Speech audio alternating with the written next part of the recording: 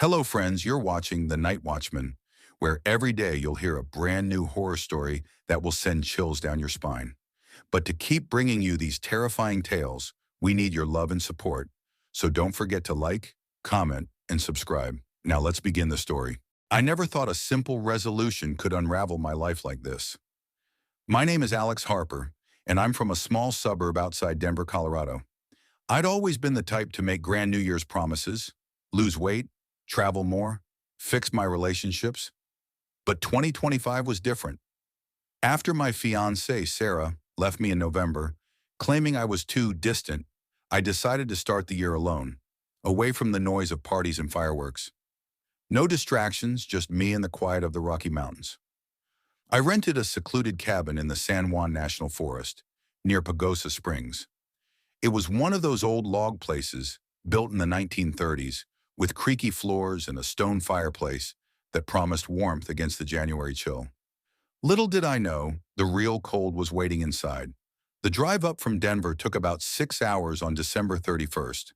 Snow flurries danced in my headlights as I wound through the passes, the radio crackling with countdowns to midnight. I stopped in Durango for supplies, canned soup, firewood, a bottle of whiskey to toast the New Year solo. By the time I pulled up to the cabin, it was pitch black, the kind of darkness that swallows everything.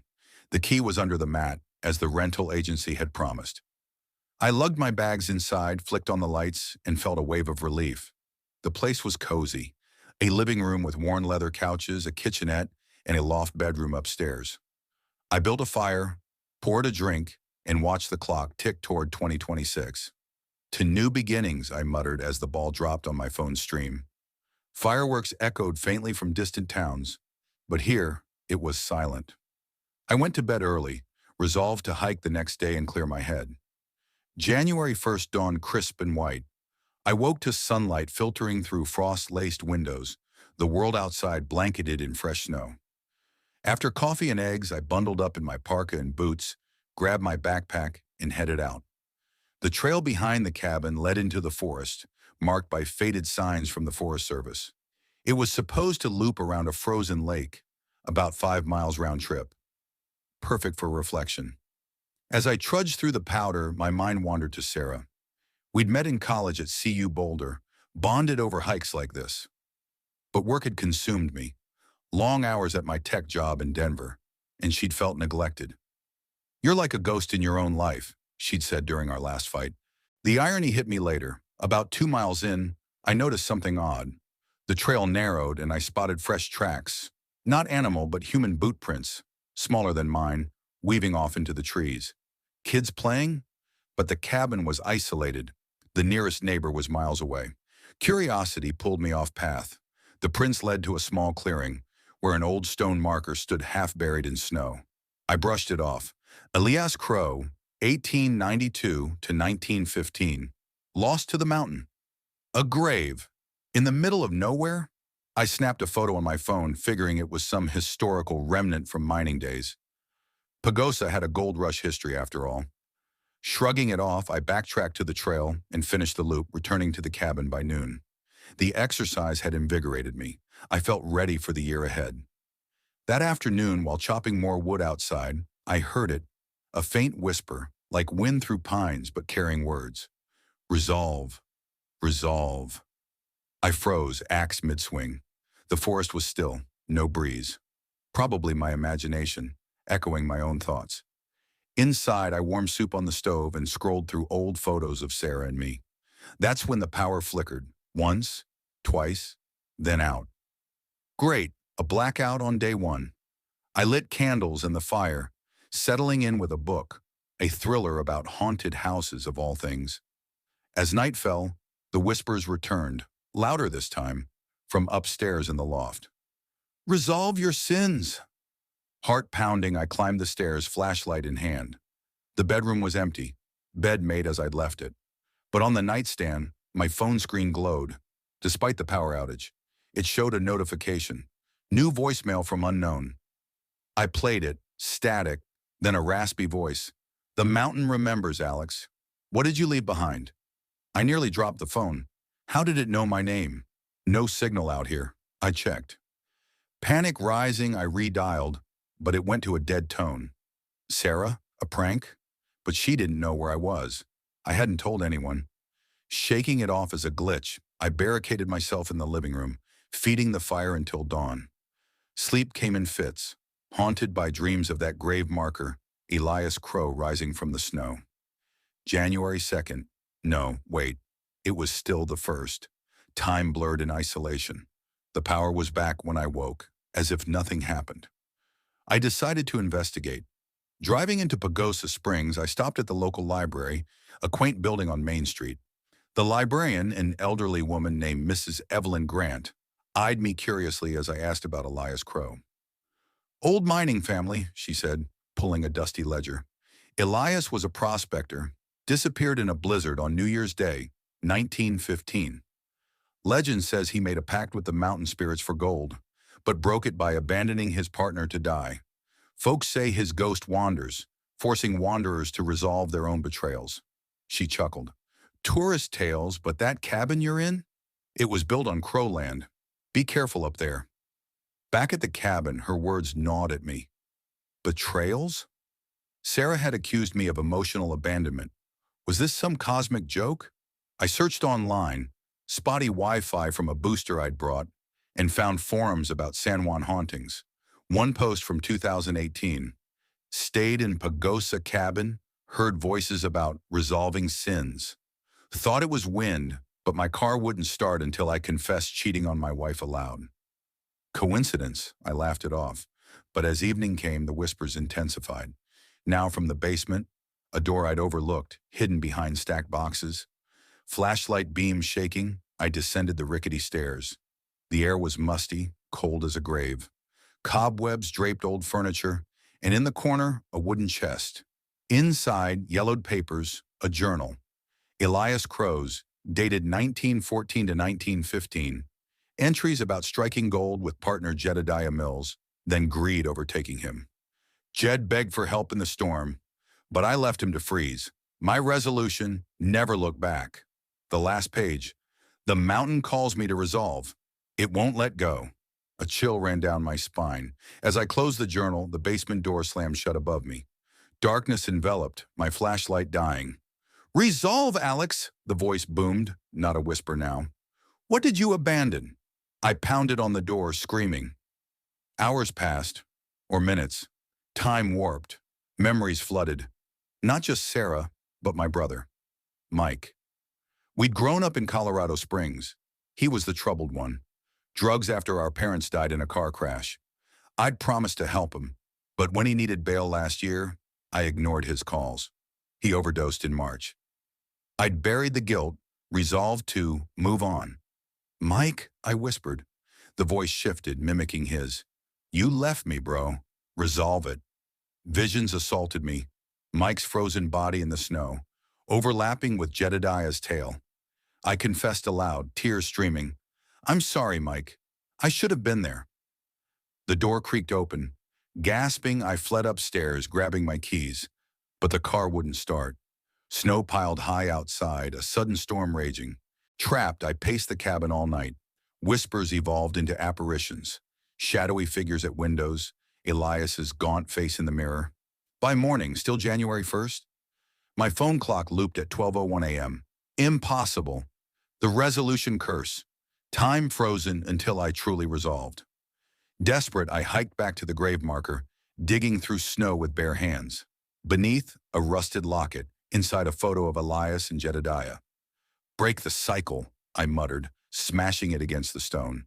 The storm cleared instantly. Birds chirped. Time resumed. I raced to the car. It started. Driving down, I called Sarah, apologizing profusely. She was shocked but listened. As for Mike, I visited his grave in Colorado Springs the next week, leaving flowers and whispering regrets. But sometimes on quiet nights, I hear the whisper, "Resolved?" And I wonder if it's truly over. Or if the mountain waits for the next New Year's wanderer. That was my January 1st. Believe it or not, but if you're ever in Pagosa, stay in town.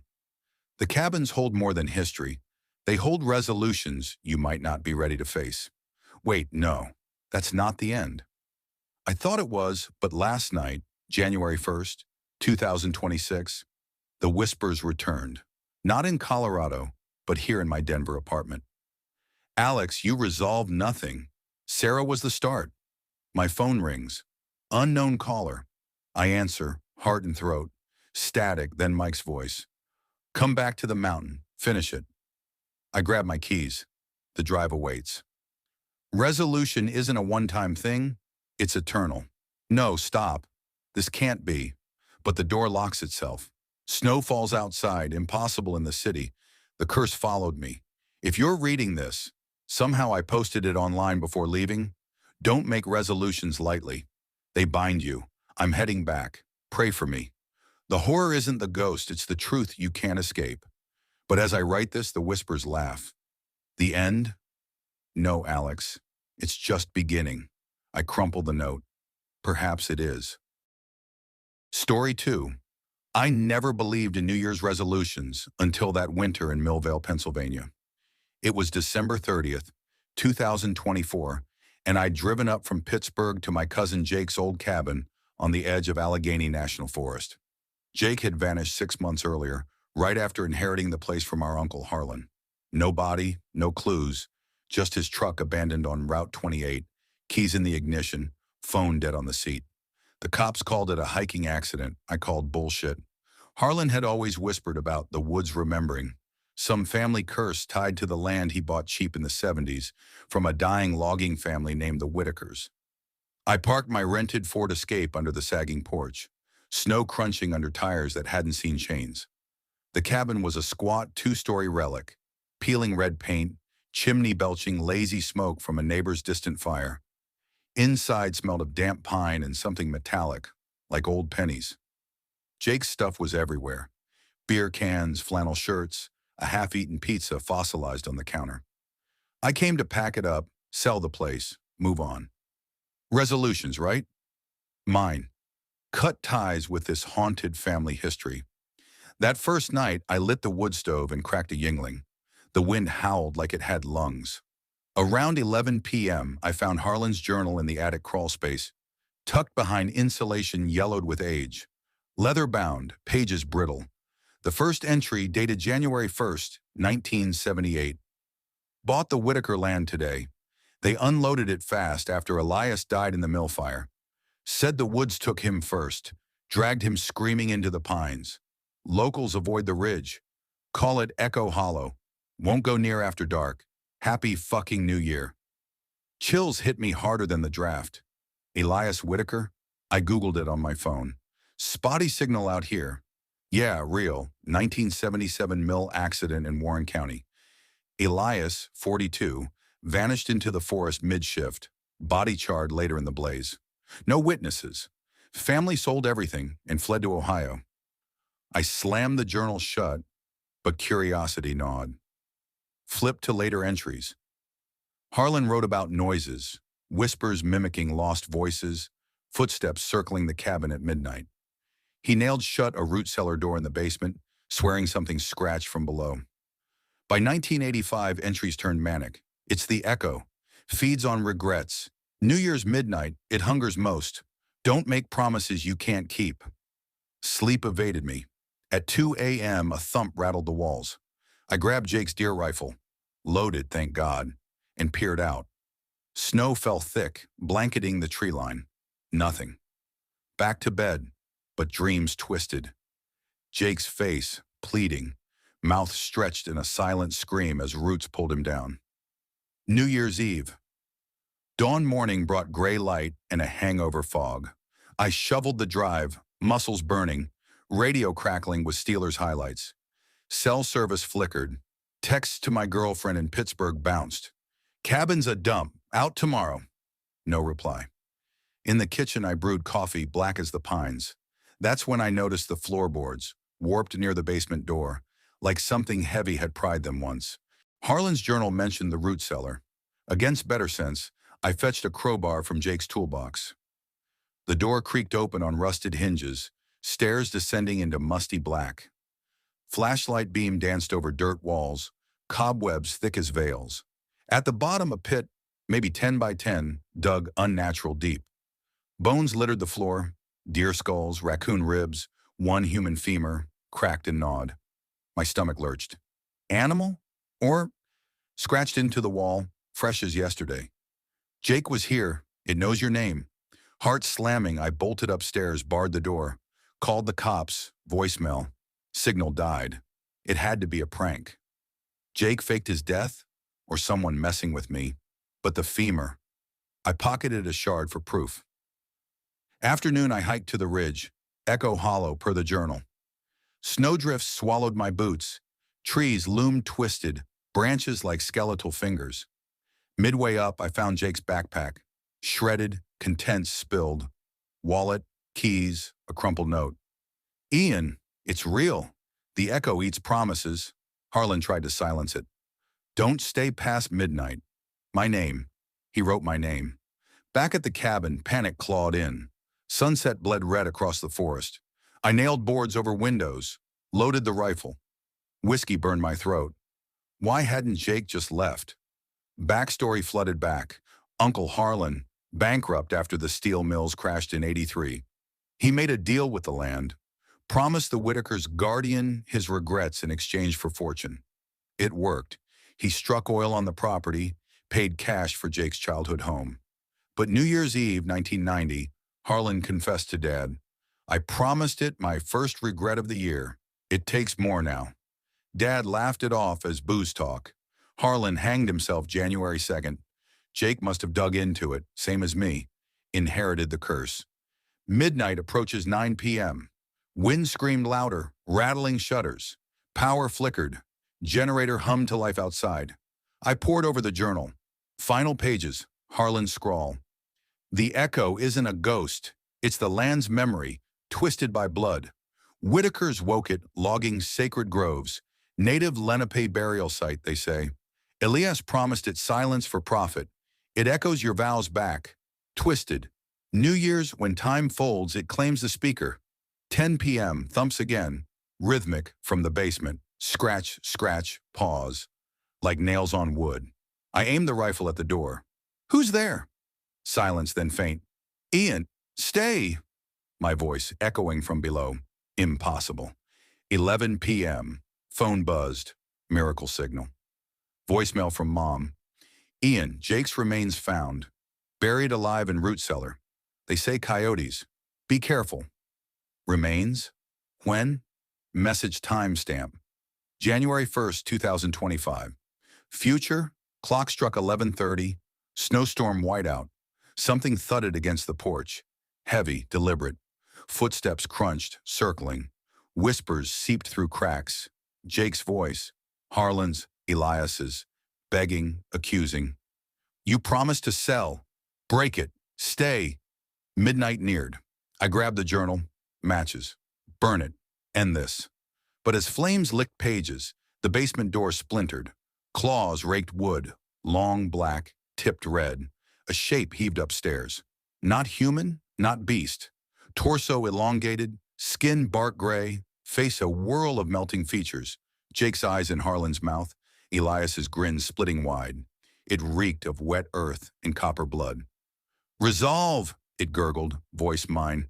I am your echo, I fired. Buckshot shredded its chest. Moss and rot sprayed. It lunged, pinning me. Fingers like roots burrowed into my arms, pulling. Cold seeped in, memories unspooling. My regrets, girlfriend leaving last month, dead-end job, broken resolutions from years past. It fed, fire alarms shrieked, journal blaze spread. I twisted free, stumbled outside into blizzard, ran blind toward the truck. Behind, the cabin roared, flames lighting twisted pines. But laughter echoed, my own fading into the storm. Dawn broke January 1st, 2025. I woke in the escape, miles down Route 28, frostbitten, rifle empty. Cabin gone, burned to foundation. Cops found Jake's bones in the cellar ash, dated months old. No mention of a second body. Back in Pittsburgh, I sold the land site unseen. New resolution. Never return, but every New Year's Eve, whispers start. Scratch, scratch, pause. From the walls, my walls, and in the mirror my face melts just a little. Story 3. I never believed in curses or old family legends until that frigid New Year's Eve in 2024, when the clock struck midnight and the world outside my window in rural Vermont turned into something out of a nightmare. My name is Alex Harper, a 32-year-old software engineer from Burlington, and I'd always prided myself on being logical, grounded in code and data rather than superstitions. But growing up in the shadow of the Green Mountains, you hear stories, whispers about the land's dark history, from Native American burial grounds to colonial-era tragedies.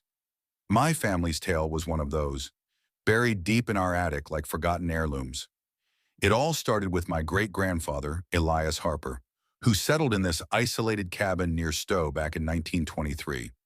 He was a logger, tough as the oaks he felled, but the locals said he disturbed something ancient when he cleared the forest for his homestead. According to the faded journal I found years later, Elias claimed a shadow walker haunted him every New Year's Day, the anniversary of his first axe swing into forbidden earth. He'd wake to scratches on the door, whispers in the wind, and by dawn, someone close to him would vanish without a trace. His wife disappeared in 1924, his son in 1945.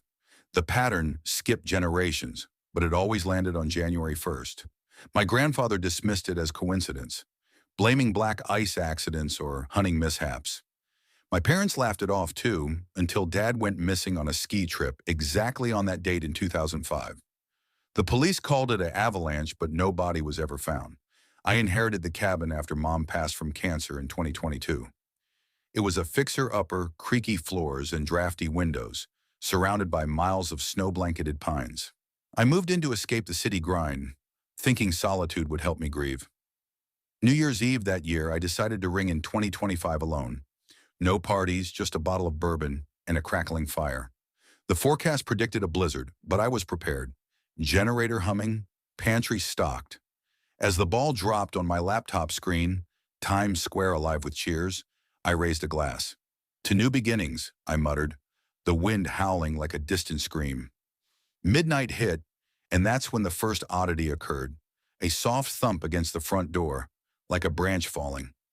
I peered through the frosted glass, but the porch light revealed only swirling snow. Shrugging it off, I returned to the fire, but then came the scratching, slow, deliberate, like nails dragging across wood. My dog, Rusty, a loyal golden retriever I'd adopted in Burlington, whimpered and hid under the table. Easy, boy, I said, grabbing a flashlight. Outside, the storm raged, visibility zero. No tracks, no branches, just the endless white void. By 1 a.m., the power flickered. Not unusual in Vermont winters, but the generator kicked in seamlessly. I settled back with Elias's journal, yellowed pages filled with his scrawled warnings. It comes with the new year, hungry for the bloodline. Don't look it in the eyes. Ridiculous, I thought, until the whispers started, faint at first, like static on an old radio, emanating from the walls. Alex, join us. My name. Impossible. Rusty growled, hackles raised, staring at the attic hatch. Curiosity overrode fear. I climbed the ladder, flashlight beam cutting through dust motes. The attic was a time capsule, trunks of old clothes, faded photos, and a locked chest I'd never opened. Forcing it with a crowbar, I found more journals. My grandfather's, my dad's. They detailed the same horrors, visions of a tall, shadowy figure with elongated limbs, eyes like glowing embers, appearing only on January 1st to claim a Harper. Dad's last entry, dated December 31st, 2004. I hear it calling. If I don't return, burn the house. Heart pounding, I descended, but the whispers grew louder, now accompanied by footsteps overhead, pacing, deliberate. Rusty barked wildly, then yelped as if struck, bolting to the basement door. I followed, flashlight in hand, the air turning icy cold. The basement was unfinished, dirt floor and stone walls where Elias had stored his tools. In the corner, something caught my eye, a loose flagstone. Prying it up, I uncovered a small bundle, bones, human finger bones, wrapped in decayed cloth. A note, the first offering. It demands one each cycle. Panic set in. Was this real, or was I losing it, isolated and drunk? The clock read 2:30 a.m. I barricaded the doors, but the scratching returned, now on the windows. Peering out, I saw it, a silhouette in the blizzard, tall and unnatural, limbs twisting like branches in the wind. It didn't move closer, just watched, its ember eyes piercing the storm. I grabbed my phone. No signal, of course. The landline was dead. Trapped. To distract myself, I pored over the journals again. Elias's entries revealed the origin. In 1923, while logging, he unearthed an ancient stone altar, inscribed with Algonquin symbols warning of a spirit guardian, the Year's End Watcher, who punished those who desecrated sacred land by stealing souls at the turn of the year. Elias tried to rebury it, but too late. The curse bound to his blood. By 4 a.m., the figure was at the door, pounding rhythmically. Rusty had vanished. I called for him, but only echoes replied. Descending to the basement again, I found paw prints leading to a crack in the wall. A hidden tunnel? Flashlight revealed a narrow passage, earthen and damp, stretching into darkness. Against better judgment, I crawled in, the whispers urging me forward. Come, see. The tunnel opened into a small chamber beneath the house, walls etched with more symbols. In the center, the altar from Elias's story, stained dark with what looked like blood. And there, huddled in the corner, was Rusty, eyes vacant, fur matted, as if aged decades and hours. He didn't respond, just stared with those same ember glows. Terror gripped me. This wasn't coincidence. It was real. The Watcher fed on the Harpers, drawing strength from our fear, manifesting stronger each skipped generation. Dad hadn't died in an avalanche. He'd been taken here, to this chamber, his soul trapped. Dawn approached, January 1st breaking through the storm clouds. The pounding upstairs intensified, the door splintering. I had to end it. Remembering Dad's note, I doused the altar in lantern oil from the basement shelf, striking a match. Flames erupted, the symbols glowing red hot. A shriek pierced the air, not human, but primal, echoing through the tunnel. The figure burst into the chamber, its form solidifying, skin like bark, claws extended. You cannot burn the old, it rasped, voice like cracking ice. I backed away, but it lunged, grabbing my arm, cold searing through me. In desperation, I smashed the lantern over its head, fire spreading. It howled, retreating into shadows as the chamber collapsed. I clawed my way back through the tunnel, the house shuddering above. Bursting into the kitchen, flames licked the basement stairs.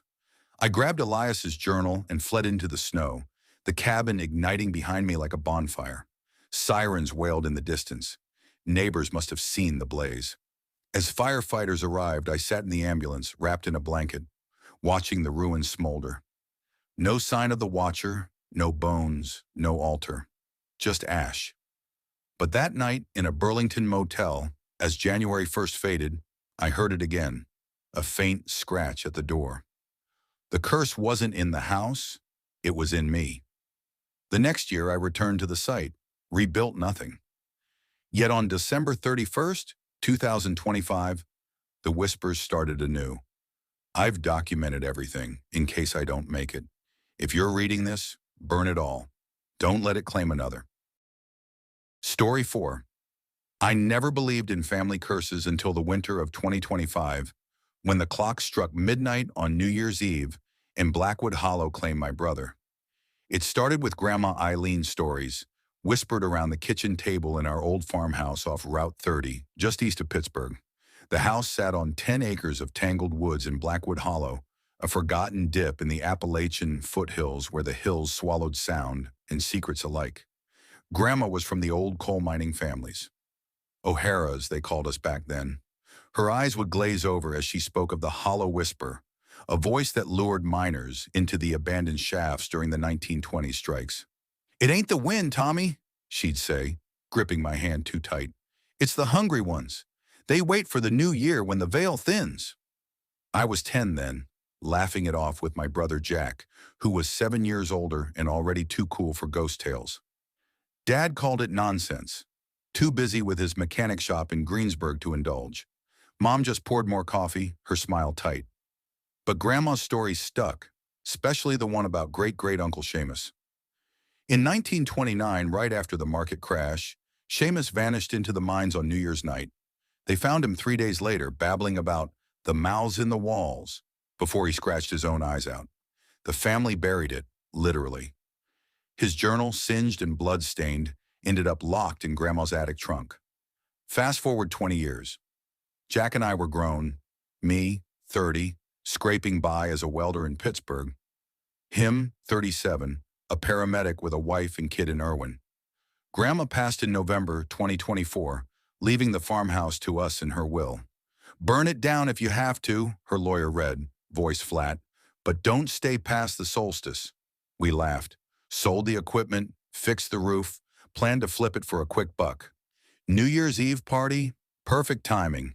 Invite friends from the old neighborhood, ring in 2026 with fireworks over the hollow. December 30th, we drove out.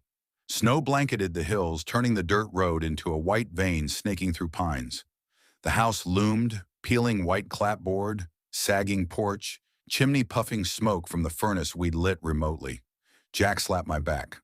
"Tommy, this place is gold. Sarah's already posting pics."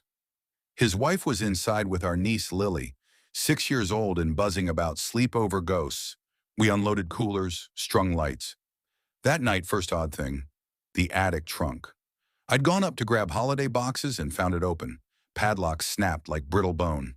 Inside, Seamus's journal, leather cover cracked, pages yellowed. I flipped it. Scribbles in faded ink. December 31st, 1928. Heard it tonight. Low hum like breath through cracks. Calls my name. Says it'll free us if we feed it. My gut twisted. Coincidence? I shoved it back, locked the new padlock we'd bought, told no one. New Year's Eve dawned gray. Friends arrived by noon. Mike from high school, his girlfriend Tara, a couple paramedics Jack worked with. Burgers on the grill, beers cracking open. Lily chased fireflies that weren't there in winter. Wait, no fireflies. She giggled about sparkly friends in the trees. Sarah shooshed her, but I saw them too. Faint glimmers darting through the branches, gone when you blinked. By dusk, the party peaked.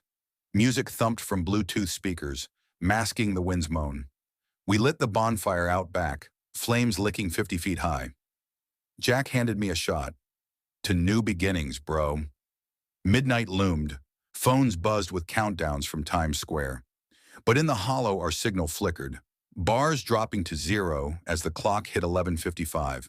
That's when the whispers started. Soft at first, like radio static under the bass. "Jack! Jack!" I froze, beer halfway to my lips. Mike laughed. "Wind, man! Hollow does that." But it wasn't wind. It came from the woods, the house, the ground. Layered voices, male and female. Old Irish lilt mixed with something guttural. "Feed us!" The year turns. Lily screamed first. She bolted from Sarah's arms, pointing at the tree line. "The sparkles have faces!" We saw them then. Dozens of pale orbs weaving through snow-laden branches, resolving into shapes. Not fireflies. Eyes. Human eyes, lidless and gleaming, hovering in the dark. Panic rippled. Tara tripped over a cooler, sobbing. Mike grabbed a poker from the fire, yelling for everyone inside. Jack scooped Lily, barking orders like at a crash scene. I herded the group toward the porch, heart hammering. The whispers swelled. O'Hara blood. Tastes sweet. We barricaded the door. Kitchen table. Chairs, the old sideboard. Phones dead. Power flickered but held. Inside, chaos. Sarah rocking Lily, who babbled, "Uncle Jack, they're hungry for birthdays." Jack paced, face ashen. "Tommy, what the hell was in that trunk?" I confessed about the journal. He stormed upstairs, returned with it. We read by flashlight as the voices clawed at the windows, scratching, like nails on frozen glass. Seamus's entries built the horror slow, like a vein of coal thickening underground. January 1st, 1927.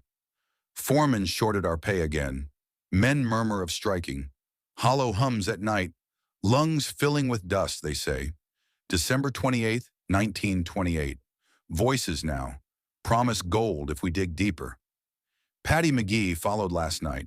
Found him wedged in a collapse, smiling, mouth full of black rot. December 31st, 1928. New Year. Veil thins. They want blood to seal the deal. Miners packed. One life for fortune. I hear my name. Must go. Last page smeared red. Mouths everywhere. Teeth like anthracite. They eat time itself. Don't let them in on the turn. Jack slammed it shut. Bullshit. Mass hysteria from bad moonshine. But his hands shook. Outside, the scratching intensified. Thump, thump on the walls like bodies piling. Orbs pressed against windows. Eyes resolving into faces. Decayed miners. Flesh sloughing like wet paper. Mouths gaping in silent screams. 11:59. The room plunged cold. Breath fogging. Furnace dead. Whispers unified. O'Hara. Feed the hollow. Or all join Seamus. Lily whimpered. They want cake. Birthday cake. Her birthday was January 2nd. Jack paled. Grandma's warning echoed. Hungry ones wait for the new year. Midnight struck on Jack's watch. The only one working. Cheers from nowhere. Then silence. Dead quiet. Followed by the laugh. Low, wet, from the basement. He. Like a child's, but dragged through gravel. Jack grabbed the poker. Stay here, I protested, but he was gone, door slamming behind. We waited. Minutes ticked. Scratching resumed upstairs. I crept after him. Basement stairs creaked underfoot, air thick with mildew and something coppery. Blood. Flashlight beam danced over rusted tools, coal bins from the old days. Jack? A gurgle. Then his voice he strained. Tommy, don't! I found him at the far wall. An exposed coal seam cracked open like a wound. Black ooze seeped, and from it, hands. Pale miner's hands, clawing at his legs. Faces pressed through the rock, mouths yawning impossibly wide, teeth jagged as pickaxes. They pulled him in, slow, his screams muffled as ooze filled his mouth. I lunged, grabbed his arm, slippery, burning cold. Hold on! But the eyes, thousands now, studding the walls like coal nodules, fixed on me. Your turn, Tommy. Feed us your years. Jack's eyes met mine, wild. The journal. Burn it. A hand clamped my wrist, nails digging. I yanked free, stumbled back. He slid fully in, a wet slurp, gone. The seam sealed, smooth as new. I ran upstairs, everyone frozen in terror. Jack's gone. We piled furniture against the basement door. Lily chanted, Cake for the sparkles. Dawn crept slow. Whispers faded with first light. Orbs winked out. We fled, piled into cars, tore down the road. Cops in Greensburg dismissed it. Hypothermia hallucinations, snow blindness. No body, no evidence. Sarah took Lily to her folks. Mike and Tara ghosted us. I returned alone that night, January 1st, 2026. Had to. Journal in hand, gas can from the shed. Farmhouse silent, snow pristine. Basement door ajar. I poured gas, struck a match. Flames roared. But as heat built, the walls wet black. Whispers reignited. Too late, Tommy. Blood called us. Faces bloomed in the fire. Seamus's first, eyeless sockets grinning. Then Jack, skin bubbling, mouthing run. I ran. House exploded behind me. Fireball lighting the hollow orange. Woods alive with eyes, laughter bubbling like tar. Now it's December 29th, 2025. No, wait, that's wrong. Time slips here. I'm writing this in a Pittsburgh motel, but the hollow pulls. Jack calls nightly from my phone static. Grandma was right. They eat years starting New Year's. Don't go into Blackwood Hollow at midnight. Don't listen to O'Hara's. And whatever you do, don't feed them. Story 5. I never thought a simple New Year's resolution could unravel my life, but that's exactly what happened on January 1st, 2025, in the sleepy town of Milford, Vermont. My name is Emily Harlan, and I just turned 32. After a messy divorce from my high school sweetheart, Mike, who'd left me for his yoga instructor in Boston, I decided to start fresh. My resolution? Buy a fixer-upper in a quiet place and rebuild myself, one room at a time. Milford seemed perfect. Nestled in the Green Mountains with its quaint main street lined with colonial-era homes and a population barely scraping 5,000. I found the house online, a Victorian charmer on Elm Street, built in 1892, with a wraparound porch and enough creaks to make it feel lived in. The real estate agent, a chatty woman named Doris Klein, assured me it was a steal because the previous owner, an elderly recluse named Harold Voss, had passed away suddenly last summer. No heirs, no fuss. I closed the deal in December and moved in just before Christmas, boxes still unpacked amid the holiday lights I'd strung up to chase away the loneliness. That first morning of the new year, I woke up with a hangover from too much cheap champagne the night before. I'd watched the ball drop alone on my laptop, toasting to new beginnings with a glass of bubbly that tasted like regret. The house was freezing, Vermont winters don't mess around, and I bundled up in my flannel robe before heading to the kitchen for coffee.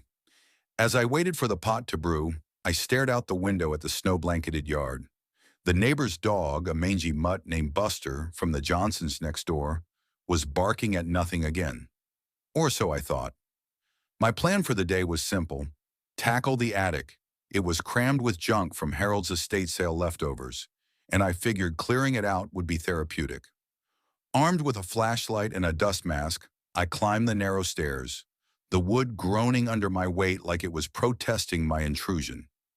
The attic was a time capsule. Old trunks, faded photographs, and stacks of yellowed newspapers from the 1940s. I started sorting, tossing moth-eaten clothes into trash bags, and setting aside anything that looked valuable, like a tarnished silver locket I found tucked in a drawer. That's when I discovered the journal.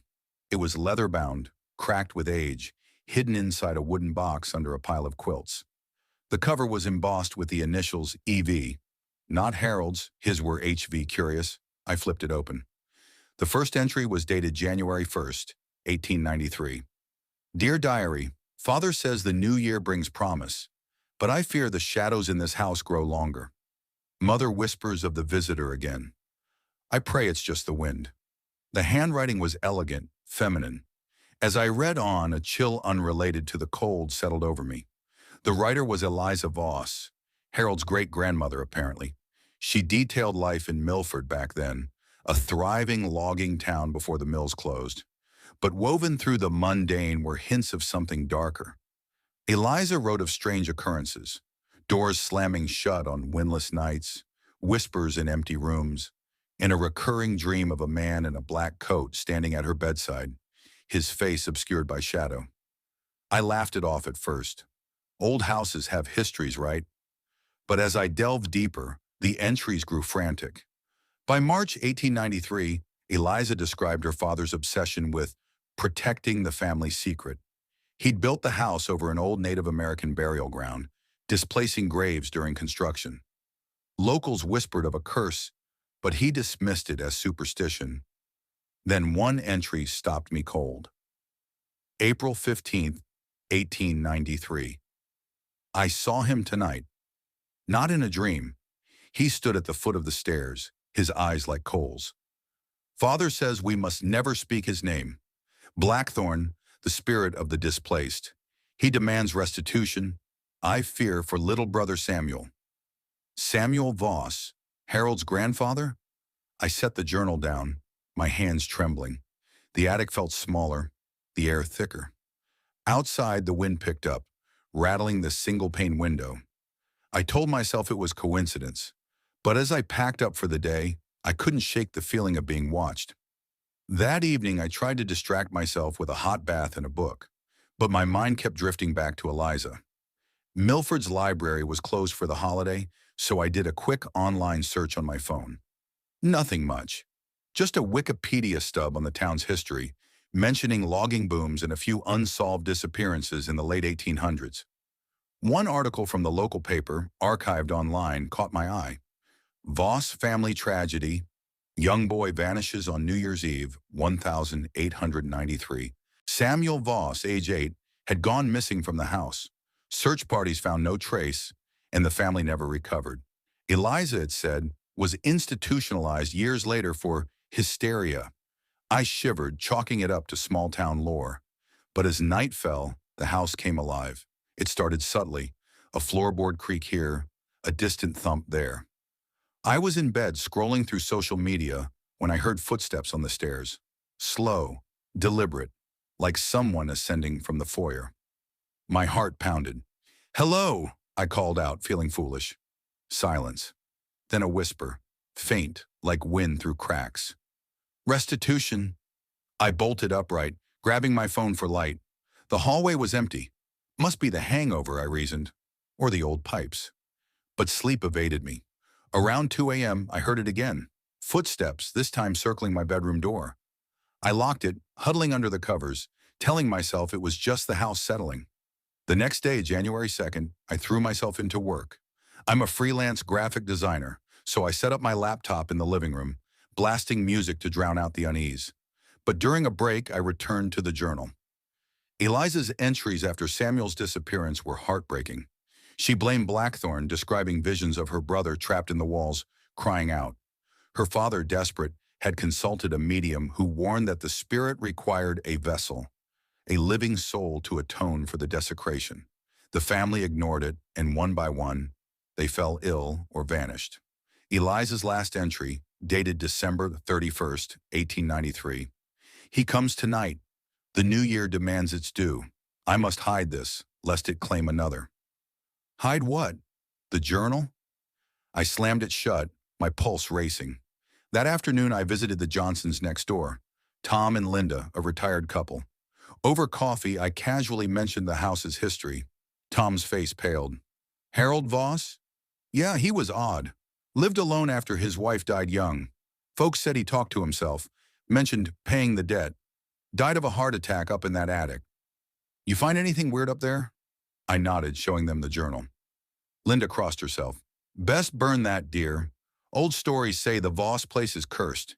Every generation, someone goes missing around New Year's. Harold's father, back in the 50s, poof, gone. Police ruled it suicide, but no body." I laughed nervously, but their words lingered. That night, the whispers returned, louder. "Emily?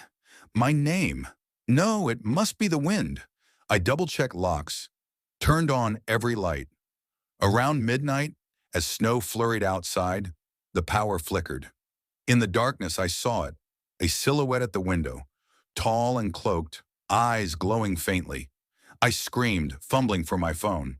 When the light surged back, it was gone. Panic set in. January 3rd, I drove to Burlington, the nearest city, to research at the State Library. Digging through microfiche, I found more. The burial ground was real, Abnaki tribe lands, disturbed in 1890. Reports of hauntings plagued the Voss family for decades. Harold's own journal excerpts, donated after his death, mirrored Eliza's. The visitor returns each new year. It took father. Now it whispers my name, restitution or death. Back home, the house felt hostile. Objects moved. The locket I'd found appeared on my pillow. Noises escalated, scratching in the walls like nails on wood. I called a friend, Sarah from Boston, but she dismissed it as stress. "Get out for a bit, Em." But I couldn't leave. Something compelled me to stay, to uncover the truth. By January 4th, sleep deprivation made everything blur. I heard Samuel's voice, a child's whimper from the basement. Venturing down with a flashlight, I found a loose brick in the wall. Behind it, a small bone fragment and a faded note from Eliza. "Blackthorn binds us. To break the curse, return what was taken. The vessel must choose." What was taken? The graves. I researched Abnaki rituals online. Restitution meant reburial or offering. But how? That night, the entity manifested fully. I woke to icy breath on my neck. "Choose," it rasped. The room spun. Visions flooded me. Samuel dragged into shadows, Eliza screaming, Harold clutching his chest. It wanted me as the vessel, to join them in atonement. Terrified, I fled to the attic, journal in hand. There, amid the trunks, I found it, a hidden compartment with relics. Arrowheads, beads clearly from the burial site. The family's secret. As blackthorn's form coalesced, a gaunt figure with hollow eyes, I knew what to do. With trembling hands, I gathered the items and ran outside into the snow, digging a shallow hole in the yard. "Take this," I whispered, bearing them. "Restitution." The wind howled, then stilled. The presence lifted, like a weight removed. Exhausted, I collapsed inside, convinced it was over. But on January 5th, as dawn broke, I heard the whispers again, fainter but insistent. "Not enough. The vessel remains." I looked in the mirror. My eyes, once blue, now flecked with shadow. The curse hadn't broken. It had transferred. To me, days blurred into nightmares. Neighbors noticed my withdrawal. Sarah called the cops for a welfare check. But I couldn't explain without sounding mad. By January 10th, the visions intensified. Blackthorn showing me the displaced spirits, demanding full atonement. My life for theirs. I write this now, January 15th, hidden in the attic like Eliza before me. If you're reading this, buyer beware. The new year brings promise, but in this house it demands payment. The footsteps approach. He's here. Story 6, I never thought the first day of the new year could feel so wrong. It was January 1st, 2026, and I, Emily Harper, had driven all the way from my cramped apartment in Brooklyn to my family's old farmhouse in rural Vermont. The place was called Willowbrook, a sleepy town nestled in the Green Mountains, where everyone knew your name and your secrets. I'd come back for New Year's Eve, dragged by a mix of guilt and nostalgia after my parents' divorce last summer. Mom had moved to Florida with her new boyfriend, leaving Dad alone in that creaky old house we'd inherited from Grandpa Elias. He died under mysterious circumstances back in the 90s. Heart attack, they said, but whispers in town suggested otherwise. The drive up had been brutal, snow flurries whipping against my windshield, the radio crackling with static as I left the city lights behind. I arrived just in time for the countdown at the local tavern, O'Leary's Pub, where Dad and I toasted with cheap champagne. "To new beginnings," he slurred, his eyes glassy from one too many whiskeys. We stumbled home around 2 a.m., the world blanketed in fresh powder, silent except for the crunch of our boots. I crashed in my old bedroom upstairs, the one with the faded floral wallpaper and the window that overlooked the frozen pond out back. But when I woke up that morning, January 1st, something was off. The house felt colder than usual, even with the furnace rumbling.